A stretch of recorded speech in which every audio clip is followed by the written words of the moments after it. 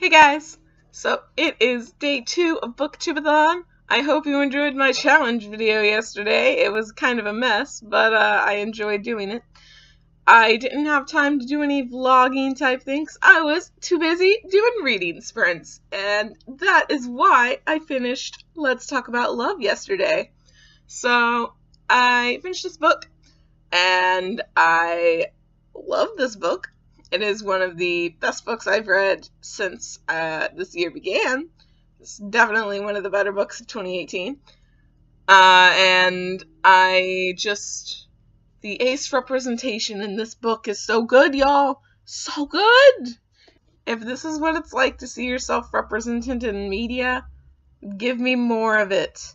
Because I loved it. There were so many times where I was reading and I was just like, holy shit, that's what it's like. That is, you put it into words.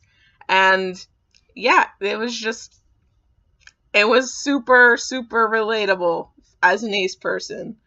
And like, it wasn't like, the representation wasn't like, asexual people like weren't misrepresented. Like, everything that Alice goes through and like says is like true, and like it actually happens, and just it was great. It was phenomenal, and I can't get over how good the representation is in this book, honestly. So there's that, and that automatically gives it 5 stars in my opinion. So like the other problems that the book has, like, it doesn't matter. It still gets 5 stars. But the problems that it has aren't really that big of problems. Like, the only other I have one problem that's like really spoilery that I won't go into here because I went into it on my Goodreads, and I don't want to make this a spoilery video. So if you want to see that particular thing, you can read my Goodreads review, which I will link below. But the other thing that I didn't like about this book necessarily was that it was very idealistic. Even with Alice going through some shit because she's ace, like, the characters all had like a really great life and weren't really struggling at all. And even when like the conflict happened, there was like a major conflict that kind of like happened, and I'm not going to tell you what it is because that would ruin the book.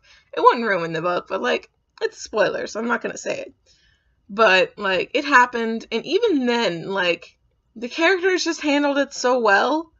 Like, there was no panicking. There was panicking, but I feel like there wasn't enough panicking. I don't know. They just figured it out really quickly, and I don't think it works like that in real life. But the relationships, too, were also, like, really great. And, like, I was, like, low-key jealous of all the relationships in this book. Like, I want 2 best friends that are, like, family to me. Like, I don't know. Yeah, so it was happy, and I appreciate the fact that it was very happy, and it wasn't, like, really dark and depressing, and, like, asexual people can't find love because they're asexual. Like, I was glad that it wasn't like that. But, like, at the same time, I was like, this doesn't seem completely realistic, even though the representation was hella realistic. So, I don't know, it was just like the characters and the plot that was like a little unrealistic for me. But with that being said, the characters are pretty relatable, and the plot is like pretty simple, like, and there's like not a lot of conflict in the book, but like there's like, when there's conflict, like it's conflict, and you can tell that it's conflict, and it like affects the book. So, like, it's good. What else? The pacing is good. The pacing is not slow. Ever since Circe, I've been on the lookout for slow pacing, and I haven't found any since. So there's that, and I'm glad because Circe was so slow. But The pacing was good, and the writing itself was very simplistic. It wasn't like flowery or anything like that. It also wasn't, I was gonna compare it to like Rick Riordan's writing almost, but it's different. It's like, it's not supposed to be like a middle grade book, which his are. So it's not written like that, but it's written like very simplistically. There's not a lot of like excessive flowery language, and like the tone is like very conversational. So like the writing is good, but like it's not like, oh my god, the writing in this book is amazing. Just because I don't think it's written like that. But anyway, so I think I covered all the bases there. It's really good. Like, y'all, it's real good. And like, just read it for the asexual representation, honestly. Like, it's, if you're ace or you want to like know what it's like being ace, this book is for you. Like, it's gonna help. It's gonna be like, you're either gonna be like, oh my god, that's, I do that, or like, I fear that, because a couple of times stuff would happen and I'd be like, this is my worst nightmare as an asexual person. So there's that. And then if you want to like know more about being ace, just, you can like read about Alice and like read how she thinks, and like, you know, just, you can like kind of get into the mind of an asexual person, essentially. But it's really good, and it's just, I love it.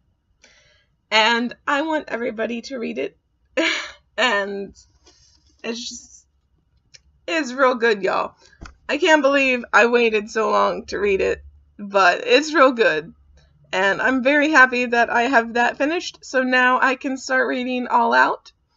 And I will hopefully try and do some more vloggy type videos for Booktubeathon, but don't hold your breath, because I have work today, and I don't know when I'll be able to start reading or when I'll have time to film. I'm only filming this because, like, I have time before work, and everybody's gone. So, yeah. This video got really long, actually. I didn't mean for it to get this long, but, yeah, I just really like talking about Let's Talk About Love, even though I just finished it last night. So anyway, I will see you guys in the next video, and go read Let's Talk About Love. Bye.